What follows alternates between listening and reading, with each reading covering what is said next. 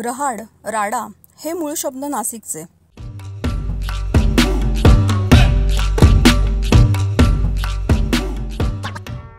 पेशव्यांनी नाशिकमध्ये रहाडी पाहिल्या, त्यांना आवडल्या, म्हणून त्यांनी पुण्यात सुरू केल्या. नाशिकमध्ये पेशवाईच्या आधीपासून रहाड संस्कृती आहे आणि नंतरही टिकून राहिली. नाशिकच्या रहाड संस्कृतीचे जनक पेशवे मानले तर कोकणात रहाडी आहेत का? पुण्यात आहेत का? जर पुण्याची ती मूळ संस्कृती असती तर पेशवाईनंतर रहाडी बुजल्या असत्या का? नाशिककरांनो, आपल्याला याचा जाज्वल्य अभिमान हवा. काय म्हणता? कमेंट करून नक्की सांगा.